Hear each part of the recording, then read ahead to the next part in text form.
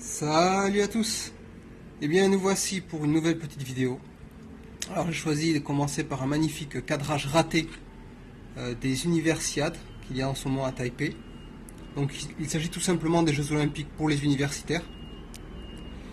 Donc voilà, il y a beaucoup là, il y a Corée, Japon, il y a Corée du Nord qui est là avec 9 médailles d'or, mieux que la France.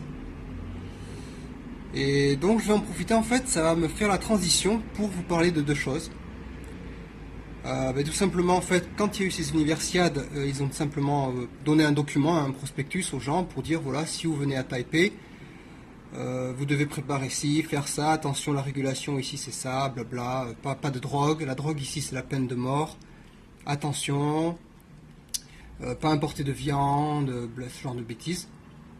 Et il précisait aussi que Taipei était l'une des villes les plus sûres du monde. Donc il n'y avait pas à se soucier de la sécurité, hein, il n'y avait absolument aucun souci, vous pouvez aller se balader partout librement, il n'y avait pas de souci. Et en fait, je vais parler de cet aspect sécurité avec vous. Comme je vous l'ai dit, en fait, hein, avec Vue d'Asie, je vais vous présenter la vue de l'Asie, mais également l'Europe vue depuis ici. Et nous allons parler donc de la sécurité des grandes villes, avec notamment celle de Paris. À toutes. Voilà une dernière petite comparaison que je voulais m'amuser à faire, puisque c'est Vue d'Asie, hein, donc on va regarder Paris par rapport uniquement aux villes asiatiques cette fois-ci. Donc Paris, je l'ai mis ici, hein, c'est 52,75 d'index de criminalité. C'est juste pour classifier les villes, donc on est ici entre Jakarta, on l'a vu, et Almaty au Kazakhstan. Donc on est juste à côté de Phnom Penh, dictature militaire très sévère, les gens bouffent des rats. C'est très dangereux, c'est très pauvre malheureusement. Téhéran, très jolie ville, hein. Si vous avez l'occasion d'y aller, y aller. Bon, ça vous fermera peut-être la porte aux États-Unis, hein, mais c'est sympa comme ville, les gens sont très très charmants. Ho Chi Minh, très dangereux au Vietnam, pareil, un des pays les plus pauvres du monde. Bagdad en Irak, on est presque au niveau de Bagdad, au niveau de la sécurité. Presque. On peut le faire les mecs, on peut le faire. Et on va regarder tout simplement ce qu'il y a dans le haut du classement. Et bien dans le haut du classement, on a donc les Émirats Arabes Unis, qui est considéré comme le Moyen-Orient, Middle East, Qatar, Middle East, Singapour, on est en Asie, extrêmement sécure. Je vous ferai un petit reportage sur Singapour, notamment sur la façon dont ils gèrent la criminalité à Singapour. C'est peut-être une... Alors là, ce sera vraiment du gros débat, hein, je dirais dans le what the fuck, et je vous dirai voilà ce qu'ils font, c'est génial, c'est comme ça qu'il faut faire en France. Et vous me répondrez si vous aimez ou pas, hein. C'est juste que je veux pas me faire chier à faire du comparaison, du réglage, là, du petit poussique, du métrique, là.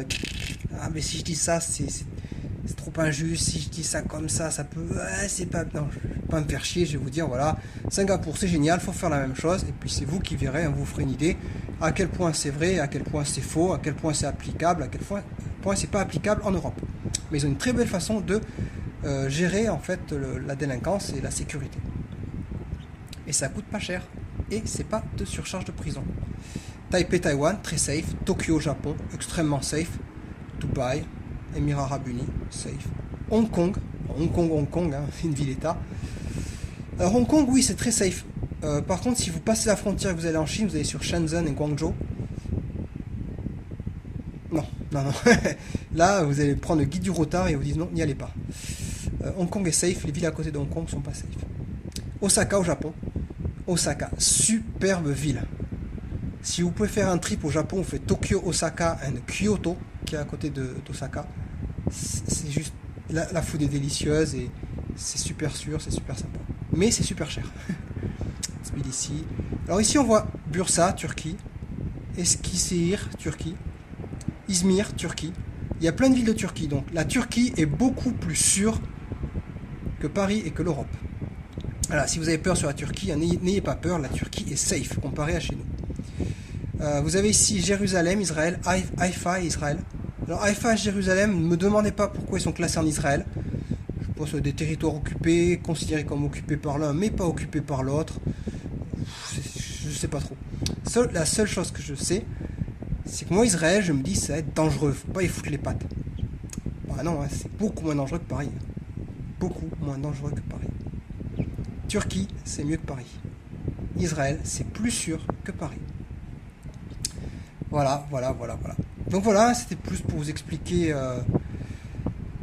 comment était vue en fait la sécurité notamment de Paris depuis l'Asie. C'est très mauvais. On va résumer la situation, c'est très mauvais, c'est lamentable. Alors je pense que les politiques, il y a un nouveau président qui est élu, donc on va vous faire du beau cirage et vous dire bah, tout est magnifique, tout est mieux, tout va bien. Là vous venez de le voir. Si vous prenez quelqu'un de neutre et que vous lui demandez comment c'est, bah, c'est minable. Si vous prenez des gens qui viennent de très loin pour venir voir, bah, ils vous le diront, c'est misérable. Voilà, Paris est très très très mal noté, c'est dangereux, c'est archi dangereux, la criminalité, la délinquance. Enfin la criminalité ici, mais la délinquance ça suit, vous emmerdez pas. Si vous avez de la criminalité, vous avez de la délinquance. C'est pas un souci ça, si la criminalité est élevée, c'est que la criminalité passe, si la criminalité passe, la délinquance passe aussi. Donc voilà, c'est absolument pas sûr. Et je vais terminer avec deux petites anecdotes pour vous faire marrer un petit peu.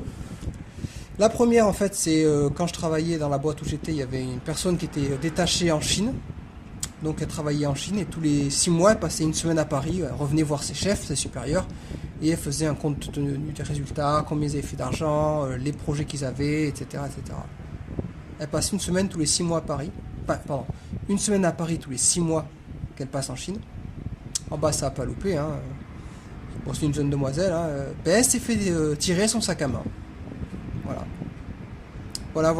C'était magnifique. Puisque moi, je devais aller la voir aussi et je vais la rejoindre pour qu'on présente nos résultats de notre côté par rapport aux leurs, pour les confronter. Je dis bien confronter, puisqu'évidemment, eux, ils tirent la couverture à eux et nous, on la tire à nous.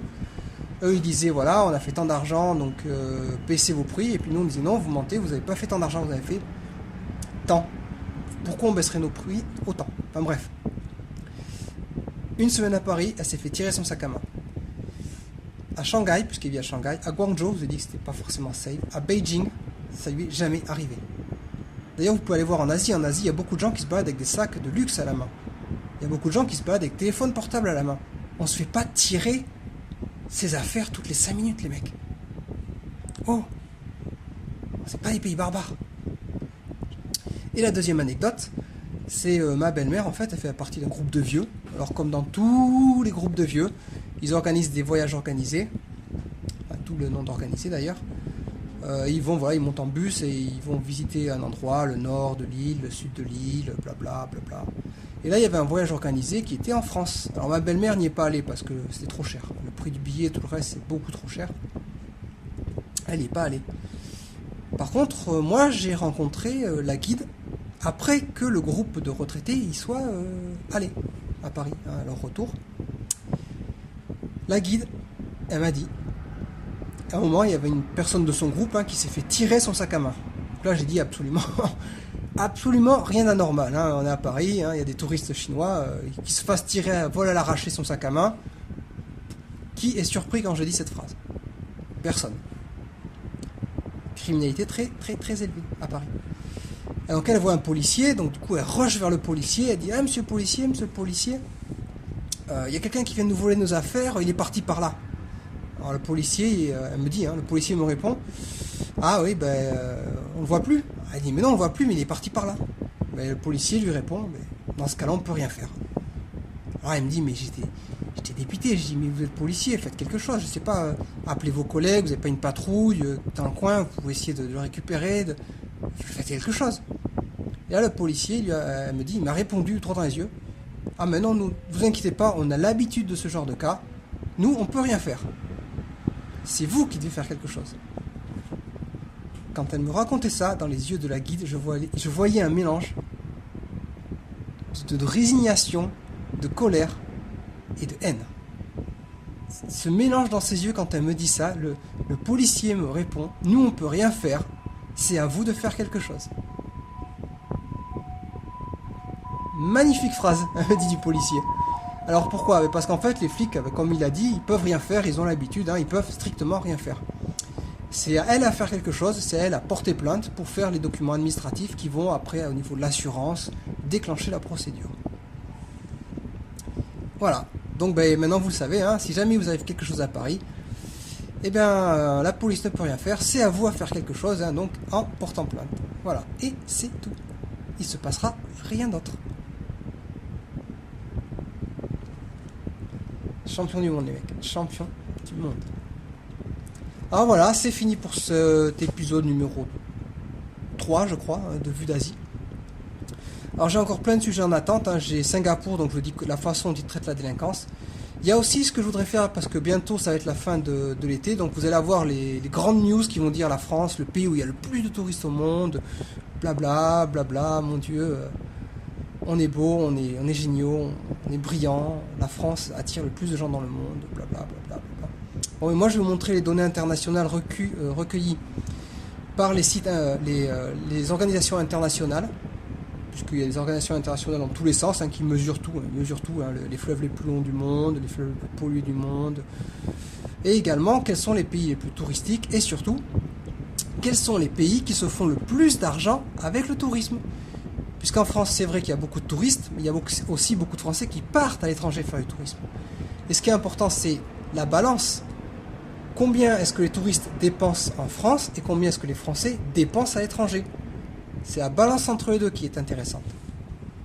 Et bien là aussi, c'est là qu'on va le voir en fait. On va voir que la France est pas mal. C'est vraiment pas mal. On est positif, c'est-à-dire qu'on fait plus d'argent qu'on en dépense. Mais on est loin d'être premier. On est très très très très loin d'être premier. Et au niveau chiffres, c'est assez hallucinant. Vous allez voir que... vous allez voir quand je vais vous présenter l'émission. Je vais pas spoiler plus et en dire plus. Mais voilà, donc je pense que ce sera la prochaine émission. Ce sera ça. Ce sera la balance du tourisme. Et après, je ferai Singapour. Voilà. Et bien merci à tous.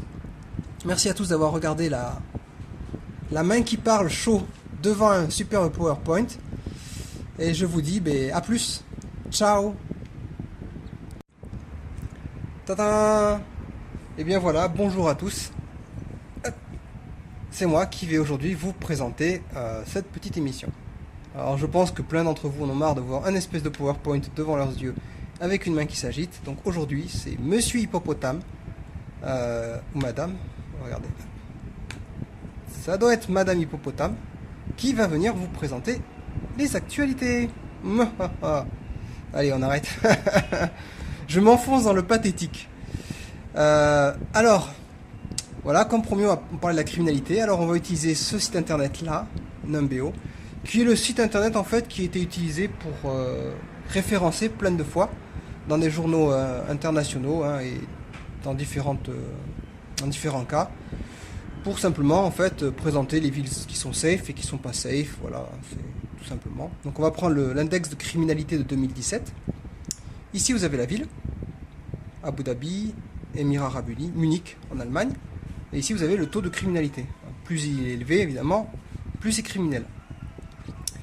Et donc là c'est le taux de criminalité dans le monde. Et on va regarder où se situe Paris.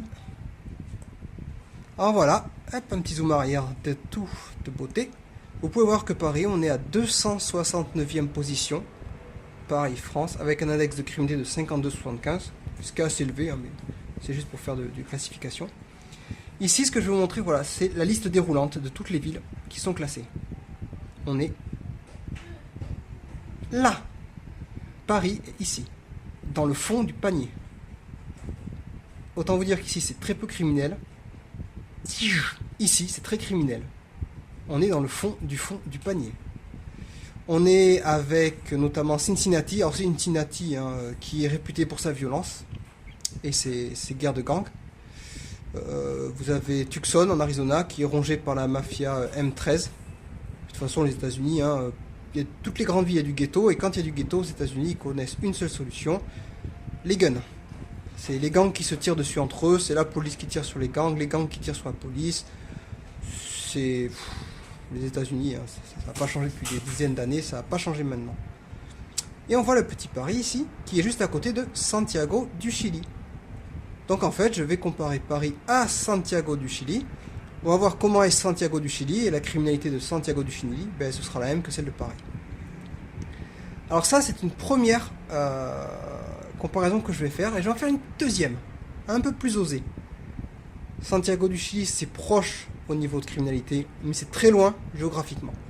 Donc je vais essayer de prendre une ville qui est plus proche de l'Europe, mais qui ne soit pas en Europe. Parce que les villes européennes sont tous rongées par le même mal. Paris ou les autres, c'est le même mal qui les ronge, c'est partout pareil.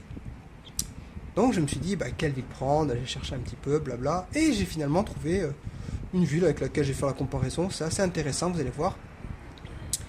Paris 269, Alger 241. On va faire la comparaison avec Alger. C'est pas en Europe et c'est suffisamment proche de l'Europe pour faire une comparaison intéressante, j'ai trouvé, avec Paris. Donc si jamais il y en a qui se posaient la question, ben écoutez, aller à Alger et se balader à Alger, c'est moins dangereux, moins risqué que d'aller à Paris et de se balader à Paris. La chose est dite. Vous risquez moins en allant à Alger qu'en allant à Paris.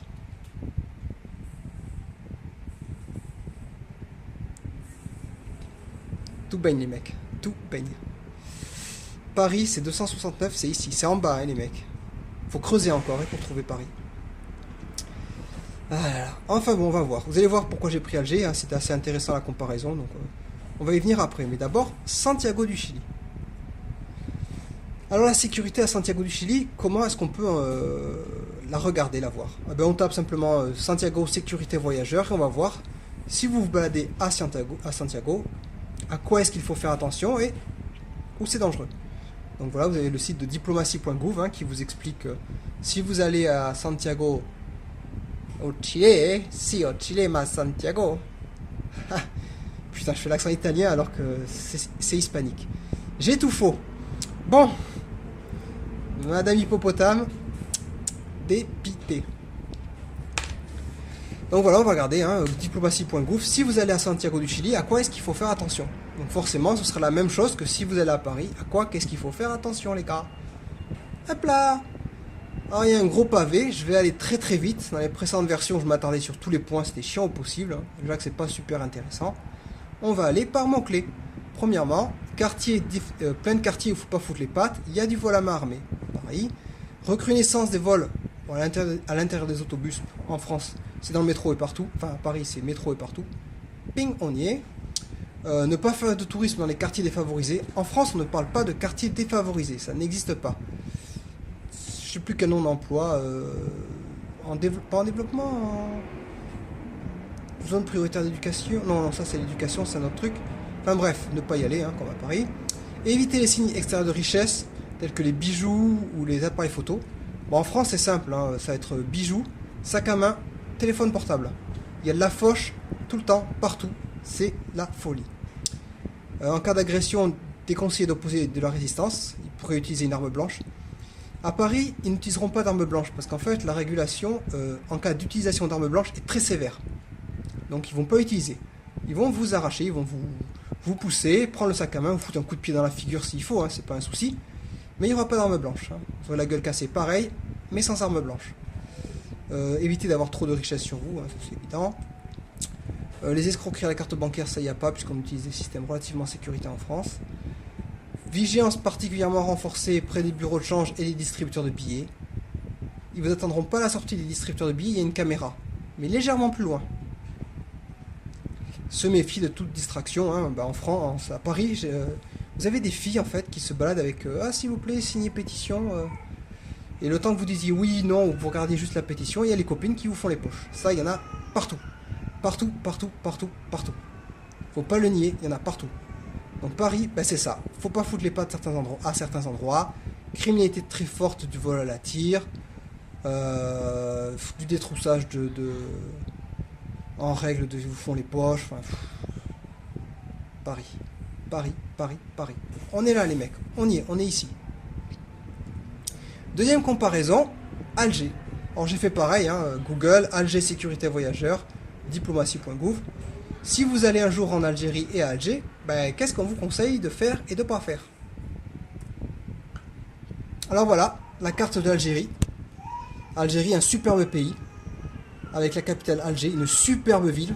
Tous ceux qui sont allés m'ont dit c'est absolument magnifique. Malheureusement, c'est un pays qui est gangréné par la violence, hein, comme vous pouvez le voir. Pays immense, hein, c'est plus grand que la France.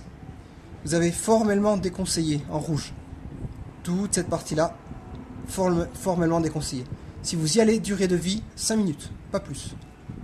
Extrêmement dangereux. Ici, c'est très riche en pétrole, hein, et il y a des troupes nomades dans le désert, parce que c'est le désert du Sahara, et donc c'est très instable comme région. Alors, je ne vais pas faire de géopolitique, hein, je ne sais pas trop pourquoi c'est instable, mais bon, grosso modo, c'est très riche.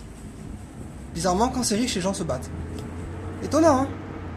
déconseillé sauf raison impérative. Tout le reste du pays, on vous dit, faut pas y foutre les pattes, sauf vraiment si vous avez une bonne raison d'y aller et que vous n'avez pas le choix. Et vous avez Alger, donc qui est un petit bastion avec Oran notamment, où il est simplement vigilance renforcée. Alors voilà, vous avez un pays extrêmement dangereux. Putain, plus de la moitié du pays, faut pas y mettre les pattes, c'est trop dangereux. Et pourtant, une ville dans ce pays extrêmement dangereux est plus sûre que Paris. Vous prenez le pays le plus dangereux du monde avec une ville qui est sûre à l'intérieur, sûre par rapport au reste du pays, hein, bah c'est mieux que Paris. Voilà. Voilà où on en est. C'est affligeant. Alors là, je vous casse les pieds avec Paris. Pourquoi Paris, Algérie, blabla. Mais tout simplement parce que, comme vous devez le savoir, le tourisme à Paris se casse la figure de façon monumentale. Plus personne ne veut y mettre les pieds. C'est trop dangereux. Alors on vous dira jamais ça, hein. On vous dira plein d'autres phrases, blabla, pas assez attractif, faut nettoyer, blabla, attentats. Alors en ce moment ils servent de l'excuse, il y a des attentats. Alors on va voir, ici avec d'autres statistiques, qu'en fait, de toute façon Paris, même avant les attentats, personne ne voulait y foutre les pieds, c'est trop dangereux. Alors voilà, on tape ici sous Google Bali An Chuen, donc ça veut dire Paris, sûreté, la sûreté de parisienne, la sûreté à Paris. Alors vous avez différents sites. Alors tous disent la même chose. Premièrement, vous atterrissez à Roissy-Charles de Gaulle. C'est le 9-3. On ne fout pas les pattes au 9-3. Déconseillé absolument de foutre les pattes au 9-3. Trop dangereux. Alors je sais qu'au début, quand je prenais Roissy-Charles de Gaulle, il y avait des RER, il y a plein de choses qui faisaient Roissy-Charles de Gaulle, gare du nord ou de l'est. Je me souviens plus très bien où on arrive. Alors, maintenant, ils ont fait un train qui va directement et qui s'arrête nulle part. Ils ont enfin compris que s'arrêter à Aulnay-sous-Bois et dans la Saint-Denis, c'était absolument pas bon pour les touristes. Aulnay-sous, Saint-Denis, criminalité, ça va avec. Dépouillage de touristes, il va avec. Ils ont enfin compris. Donc là, le 9-3, tout le monde le sait, hein, faut pas s'y arrêter. Voilà. Donc on va pas se concentrer sur le 9-3 ou les banlieues parisiennes. On va se concentrer sur Paris intramuros, le cœur, la belle ville on va dire. Là où il y a tout, Paris intramuros. Donc il y a différents sites internet, hein. J'ai pris le deuxième pour illustrer ici, hein. Mais tous disent la même chose, tous, absolument tous. Donc voilà le deuxième site internet. Et donc là il nous présente une petite photo de Paris et nous explique qu'il y a plusieurs arrondissements, blabla. Premier point, le 10e. Alors le 10e arrondissement, c'est la gare où vous arrivez quand vous venez de prendre l'avion, et ils vous disent que c'est extrêmement dangereux, évitez d'y rester. Ils vous précisent également que le 17, 18, 19 et 20e arrondissement, c'est très dangereux aussi, hein. Même les locaux se font détrousser. Donc voilà, clairement, hein, ils vous le disent ici, le 10, 17, 18, 19 et 20e arrondissement, on n'y met pas les pattes. C'est trop dangereux. Et encore, celui-là, j'ai pris celui-là, il est poli, parce que les autres, ils mettent moins de gants pour vous dire qu'en fait, c'est craignos. Hein. C'est ultra craignos, ils vous le disent. Alors, il y a plein de mots qu'il ne faut pas dire en français, hein, immigration, blabli, blabla. Eux, ils ne se gênent pas, ils le disent. Hein. Ils vous disent, il y en a partout, faut les fuir. Les groupes de gamins, c'est les groupes de pickpocket, faut faire attention. Ben voilà, quoi. Ils cachent pas leurs mots. Donc celui-là, il est plus doux, donc je l'ai pris. Il vous dit simplement que c'est très dangereux, il faut faire très attention. Il y a beaucoup de pauvres qui cherchent à vous voler, que même les locaux se font détrousser. Voilà. 10, 17, 18, 19, 20. Alors j'ai voulu chercher à comprendre. Et plutôt, enfin, je veux dire, à mesurer ça. Donc voilà, il avait mis, comme je vous l'ai dit, une petite carte de Paris juste au-dessus de son explication. Voilà Paris intramuros. On divise en 4 et on va regarder 17, 18, 19, 20, 10e arrondissement. Il ne faut pas y foutre les pattes si vous êtes touriste. Regardez la taille. Vous prenez ce morceau du 17e, vous le mettez ici. Vous prenez le morceau du 20e, vous le mettez là. Vous avez un quart de Paris. Un quart de Paris intramuros. Vous ne pouvez pas y mettre les pieds sans avoir d'emmerde. Un quart. Je vous parle pas de la banlieue. Je vous parle de Paris intramuros. Un quart de la ville est absolument infréquentable. Un quart. À quel moment vous pensez que Paris est une ville sûre et que tout va bien. Alors si vous regardez les nouvelles, si vous regardez la préfecture de police, ce genre de choses, ils vous diront nickel les mecs, Paris c'est sûr, on a renforcé la sécurité, plus de militaires, blabli, blabla, c'est top. Non, non, faux. Le tourisme à Paris se casse la gueule. C'est affolant. Ça se casse la gueule à une vitesse grand V. Les gens ne veulent pas y foutre les pieds. Alors en ce moment ils vous disent l'excuse, c'est les attentats, ça a du mal à récupérer, on a une mauvaise image à cause des attentats, c'est pipeau. 2015, avant les attentats, on vous dit qu'un quart de Paris, il faut pas y foutre les pattes. Et je vous parle pas Tour Eiffel, le Louvre, qui sont en dehors de ces zones-là, et où il y a beaucoup de touristes, et il y a beaucoup d'emmerdes aussi. Là, je vous parle de quartiers entiers, un quart de Paris, il faut pas y mettre les pattes. On vous le dit. C'est juste la folie. La criminalité est trop grande à Paris. Alors voilà, j'ai fait mon oiseau de mauvais augure. Je vous ai pourri en vous disant voilà, Paris, c'est le fin du monde. Alors, comme je vous le disais, les gens vous disent que c'est à cause des attentats. Une autre preuve, on a ici le classement de 2013. Et Paris est 208e avec 53,75. Vous pourrez comparer avec l'image que je vous ai montrée précédemment de 2017. C'est dans la même zone, il n'y a pas à chier. On est très mauvais. C'est avant les attentats. 2015, les touristes dans leur blog vous disent un quart de Paris, il ne faut pas y mettre les pattes. Avant les attentats. Paris n'est pas une ville sûre. Point. Les gens ne veulent plus y foutre les pattes. Et là, je vais vous préparer une petite surprise en fait. Puisque je vous parle de Paris. Et je me suis dit, mais quelle est la ville européenne la plus dangereuse, au index de criminalité le plus élevé en Europe? Où c'est qu'il faut, vous risquez le plus d'avoir des emmerdes? Quelle ville européenne? Tadam! Champion d'Europe, mon fils! Champion d'Europe! Putain, j'ai un accent déplorable, je fais jamais l'accent que je veux. Je voulais faire un espèce d'accent immigré juif, j'ai fait un espèce d'accent arabe, je sais pas quoi. C'est lamentable. Bon, et voilà, la ville la plus dangereuse d'Europe, 112, sur 112, c'est Marseille. Voilà, la France. Ting, ting, ting, ting, ting, ting. On est champion d'Europe, les mecs. La ville la plus criminelle d'Europe, elle est en France. C'est chez nous.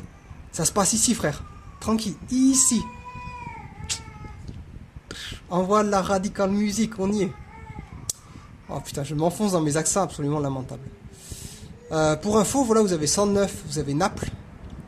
Napoli, en Italie, c'est la mafia napolitaine qui tient la ville. C'est archi corrompu, il y a du meurtre, de l'assassinat, du racket dans tous les sens. C'est la folie. Ça réussit pas à faire mieux que Marseille. Marseille, on est champion du monde. Donc là, si vous vous posiez la question, en fait, comment est la France? Au niveau sécurité, on est top. On a la ville la plus criminelle d'Europe, et puis on a une capitale qui est extrêmement criminelle. Extrêmement criminelle. Pour vous montrer à quel point c'est criminel, en fait, j'ai fait un petit classement, j'ai repris la base de données, et j'ai regardé que les villes asiatiques cette fois-ci. Alors, je vous emmerde avec l'Asie, mais bon, c'est le principe de l'émission. Donc Paris est ici à 52,75. Donc c'est c'est après Jakarta, comme on l'a vu. C'est près de Phnom Penh. Or Phnom Penh, c'est une dictature comme la Corée du Nord. Sauf que la Corée du Nord, elle aime pas les Américains, elle les emmerde. Phnom Penh, ils ont fait pas de soucis, les Américains, on vous aime. Moralité, c'est une dictature où les gens bouffent des rats parce qu'il n'y a rien à manger là-bas. Ils crèvent la faim, ils crèvent la dalle. Mais personne ne dit rien parce que c'est des copains à nous. Ho Chi Minh City, alors là, je vous déconseille de vous balader à Ho Chi Minh City seul. La durée de vie très courte. Bagdad en Irak. Notez que Bagdad,